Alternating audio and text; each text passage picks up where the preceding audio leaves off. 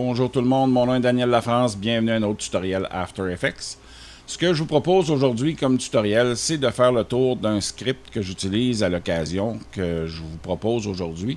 C'est un script payant, mais c'est un script qui va nous sauver beaucoup de temps, il s'appelle QuickDraw. Ça nous permet de faire l'effet Write-On beaucoup plus facilement, sans avoir trop à se casser la tête en quelques clics. Donc, si vous êtes quelqu'un qui fait du motion design et qui avait besoin de cet effet-là occasionnellement, le 40$ vaut la peine pour sauver du temps, puis faire un peu plus de sous quand on vend notre projet au client. Donc, on va regarder ici comment ça fonctionne. Alors, on a notre texte qui s'écrit par lui-même, et on peut se servir du même effet dans le sens contraire, c'est-à-dire on peut effacer une image, un logo, etc. avec une efface. Ceux qui ont déjà regardé mes tutoriels savent que j'en ai un qui traite de gomme à effacer. Ben, c'est le même principe, sauf que ça va être beaucoup plus facile à faire avec QuickDraw qui va nous faire sauver énormément de temps. À ce moment ici, on va regarder l'interface de QuickDraw. Donc, quand vous avez installé QuickDraw, vous allez dans Fenêtre ici, vous allez chercher QuickDraw dans votre... moi, il est déjà sorti ici dans mon autre fenêtre. L'interface est simple, on a 3 onglets. Le premier onglet, je ne m'en sers pas beaucoup, c'est pour faire les tracés de nos pinceaux, nos coups de pinceau, tout à la même distance avec les keyframes. Donc, ça ne tient pas compte des barres sur les T, les points sur les I, que les traits sont plus courts. C'est peut-être utile dans d'autres circonstances, mais comme je m'en sers à peu près exclusivement pour le Write-On ou l'efface, ça, c'est pas très utile pour moi. Mais vous pouvez l'explorer, vous allez voir que c'est quand même assez agréable à utiliser. On a ensuite l'onglet que j'utilise le plus, qui est le Measure, avec un point d'entrée, un point de sortie. Vous allez voir comment ça fonctionne tantôt, je vais vous le montrer. Et on a ici le dernier onglet Button qui nous permet de créer notre Layer Matte qui va ici pour créer notre effet. On peut choisir la couleur du Layer Matte, on peut effacer les clés en gardant le trait de peinture à 100% ou à 0%. On peut changer la couleur du background. Si jamais on a un texte, que moi ici mon texte est en blanc, donc j'ai pas eu besoin de le faire. Mais quand je travaille avec du texte noir, exemple, bien, quand on va dans la fenêtre de calque ici, la fenêtre est noire au fond, donc on va mettre le background en blanc pour pouvoir voir notre texte noir. Donc c'est un bouton convivial là, qui est installé par le créateur pour nous faire sauver du temps un petit peu. Donc vous allez voir que c'est assez simple en quelques clics. C'est pas de toutes les options qu'on se sert là, pour créer ces effets-là. Et c'est très rapide. Donc, ce qu'on va faire, on va ouvrir une nouvelle composition, c'est-à-dire en créer une, en cliquant sur notre onglet ici dans le panneau de projet. On va l'appeler texte. La durée 5 secondes, les paramètres n'ont toujours pas d'importance, ça dépend de vous, vous pouvez le faire dans n'importe quel paramètre. Donc, on va se créer un arrière-plan, on va tout simplement créer un solide. Cliquez avec le bouton de droit ici, on va créer un solide. On va changer sa couleur. On va mettre un petit turquoise comme ça pour ce matin. À ça, on va ajouter une vignette. Vous ne le voyez pas, dans mon autre écran, j'ai des boutons préenregistrés qui me permettent d'installer ça tout seul. Et voilà, c'est fait. Donc, ceux qui ne savent pas comment faire une vignette, j'ai aussi un tutoriel qui traite de vignettes. Je pense que c'est un des premiers que j'ai fait, sinon le premier. Et vous allez pouvoir le voir là, sur ma page YouTube. Maintenant, comment ça fonctionne avec notre texte? On va tout simplement se créer un texte. Comme j'ai beaucoup d'imagination, on va l'appeler tutoriel. Comme ça, on ne se trompera pas. On va aller ici, on va tout simplement prendre la fenêtre alignée, aligner notre texte au centre, histoire de garder ça beau. Maintenant, on va précomposer notre texte pour nous permettre de le peindre. On va faire précomposer et voilà, on garde tous les attributs. Et là, ce qu'on va faire, on va prendre le pinceau. Et on va double-cliquer sur notre précomposition. Ça va ouvrir notre onglet calque. Ce que je vous disais tantôt, si mon texte était noir, j'aurais juste à cliquer sur le bouton dans QuickDraw White Background pour pouvoir le voir. Maintenant, ce qui est important de retenir, on va mettre ça ici. On a l'option pinceau qu'on va aller ajuster. Donc, avec le pinceau, on va choisir la taille du pinceau. Là, j'ai la bonne taille, mais je pourrais varier la taille ici du pinceau, là, dépendant de ce que j'ai besoin. On va le mettre autour de 30, 31. On va s'assurer que la dureté est à 100%, puis que l'espacement entre les coups vont être de 1%, donc pour que ça soit tout bien collé ensemble, avoir un trait bien uniforme. Et ensuite de ça, dans la peinture, on va s'assurer d'avoir les paramètres suivants, c'est-à-dire On choisit la couleur qu'on veut, ça n'a pas d'importance, mais on va mettre le mode luminosité pour nous permettre de voir au travers notre peinture et voir ce qu'on fait avec la couche RVBA et le trait constant. On pourrait aller dans le trait animé, mais là, ça serait animé avec notre trait de pinceau, donc le temps qu'on prend pour le peindre, donc c'est pas nécessairement ça qu'on veut, puis c'est pas de ça que QuickDraw se sert. Donc maintenant que ça c'est ajusté, on va tout simplement zoomer in dans notre fenêtre ici pour bien voir ce qu'on fait. Et on va commencer à peindre nos lettres. On va essayer d'éviter d'overlapper, d'être par-dessus ici. Quand, exemple, je pourrais passer mon trait au travers ici, mais là, je verrais déjà les deux petits bouts de ma barre de thé s'installer, puis ça ne serait pas joli. Donc, je vais tout simplement partir à la base ici pour mon premier trait, et je vais faire le deuxième comme ça. Le U, il n'y a aucun problème, on va le faire de cette façon-là. Le T, je vais faire exactement la même chose ici. Ensuite, le O, on va le couvrir comme ça. On peut aller dans l'autre sens, c'est selon ce que vous désirez. Le R, on va faire attention pour ne pas overlapper par-dessus ici les traits qu'il y a là. Donc, on va partir en haut ici. On va overlapper le moins possible en passant vis-à-vis les traits. Et voilà. On va venir ici, on va essayer de garder ça constant comme ça. Et jusque-là. On va faire notre I. Le E, la même chose. On va essayer de pas trop empiéter où il y a un autre trait qui va partir pour éviter que ça soit visible au rendu. Et voilà, on a fait le tour. Donc, vous voyez, c'est pas très long de peindre nos lettres.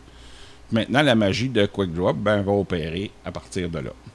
Maintenant que ma précomposition est sélectionnée, que j'ai peint toutes mes lettres et que mon curseur est au début ici. C'est pas important s'il n'est pas au début parce que lui va remettre, QuickDraw va tout remettre au début si vous avez oublié de bouger votre curseur. Donc, vous n'avez pas à vous en faire avec ça. On va aller dans l'onglet Measure, celui que j'utilise le plus souvent. On va créer, exemple, à 10 frames ici. On va mettre notre curseur à 10 frames, notre point d'entrée. Et on va aller mettre à, disons, 4 secondes et 10 frames. Donc, notre animation va durer 4 secondes. Notre point out. Et là, on va faire Go. On va voir ici sur notre layer qu'on a maintenant des marqueurs qui nous parlent du début et de la fin. Donc, si je viens avec mon curseur ici, je vois mes lettres qui vont s'écrire. Faire tout simplement un pré-rendu.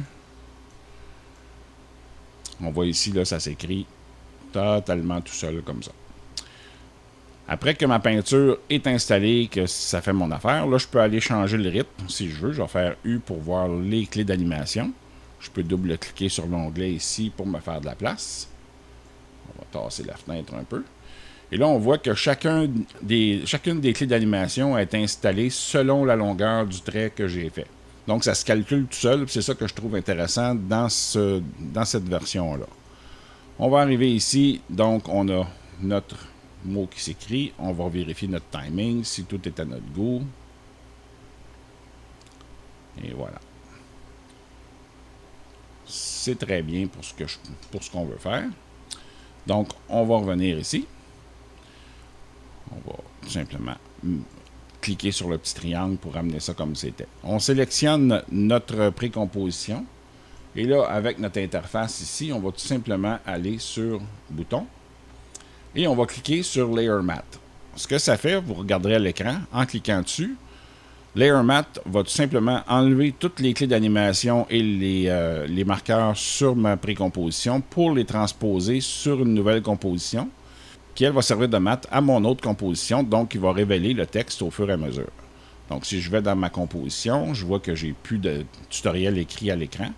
Et là, si j'avance, mon texte va s'écrire tout simplement. Et voilà.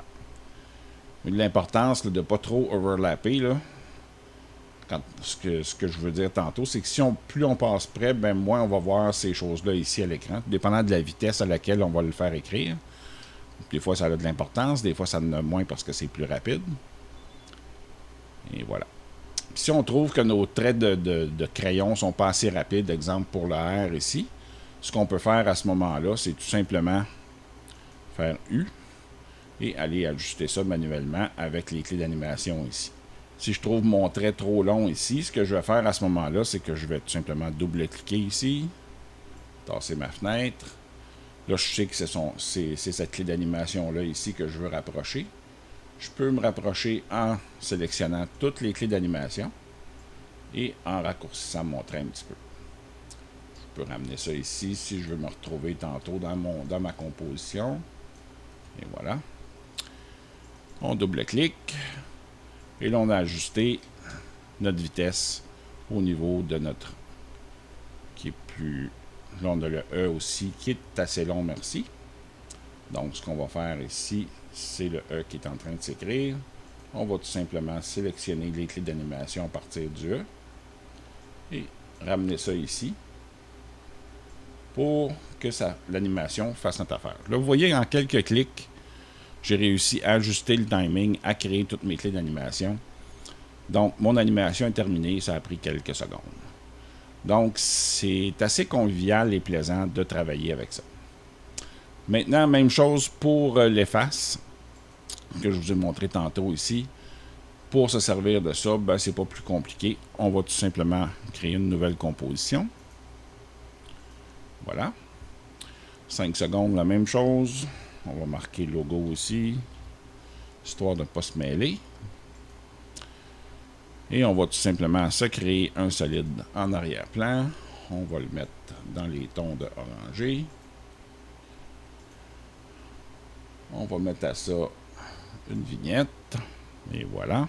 Je vais installer mon logo. J'ai déjà des presets pour ça.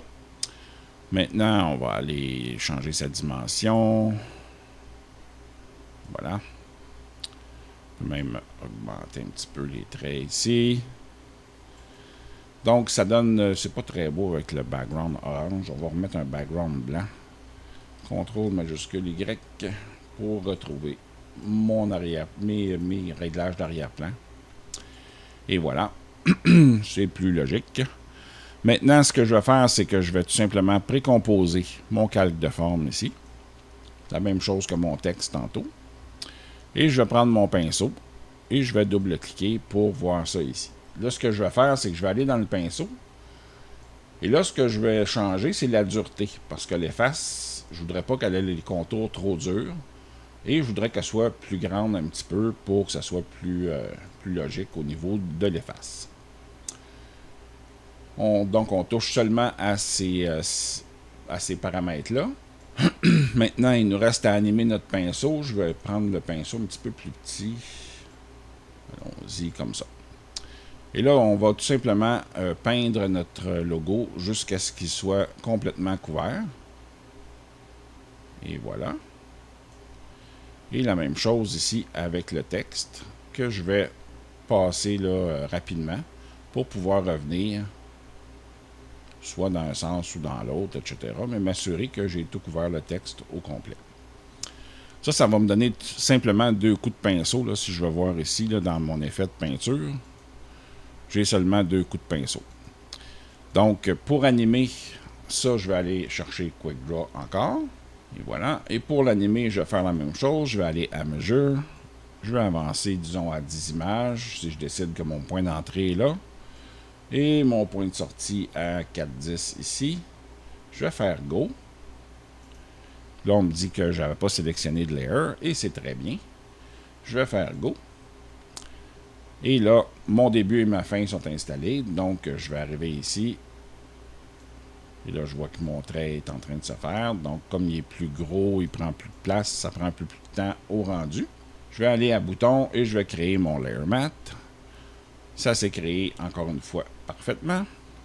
Il peut arriver là que j'ai eu un bug un petit peu en faisant des tests tantôt, que l'œil reste tout simplement activé. Il faut tout simplement le désactiver pour que ça fonctionne. Là, on va aller dans notre écran. Puis là, on voit qu'on a le même... Là, on va faire le Write-On avec ça. Mais si je veux effacer, tout ce que j'ai à faire, c'est venir dans ma cache ici et changer pour alpha inversé. Donc, en faisant mon pré-rendu, je vais voir mon logo disparaître au fur et à mesure que les traits vont passer dessus. Et voilà le travail. On voit comment ça va s'effacer maintenant. Tout simplement comme ça. Là, on peut ajuster après ça la vitesse à laquelle ça se fait. Tout simplement en allant ajuster la distance entre nos keyframes si on trouve ça trop rapide ou trop lent. Donc, on fait U et on peut ajuster tout ça de la même façon. À mon avis, c'est un script qui vaut la peine d'être considéré. Tout dépendant de ce que vous faites, bien entendu, si c'est seulement pour vous amuser à la maison, c'est peut-être un peu dispendieux. Mais pour travailler avec, je trouve que ça vaut vraiment la peine. Alors, c'est tout pour moi aujourd'hui. J'espère que vous avez apprécié la vidéo. Si c'est le cas, faites-moi un beau pouce en l'air. C'est très bon pour la notoriété de ma chaîne. Si vous avez adoré la vidéo, partagez-la avec le plus de personnes possible sur le web pour qu'on puisse partager ces techniques-là ensemble. Et si vous n'êtes pas abonné à ma chaîne, mais faites-le maintenant pour rien manquer de ce qui va suivre. Alors, il me reste seulement à vous souhaiter un bon week-end et on se revoit la semaine prochaine.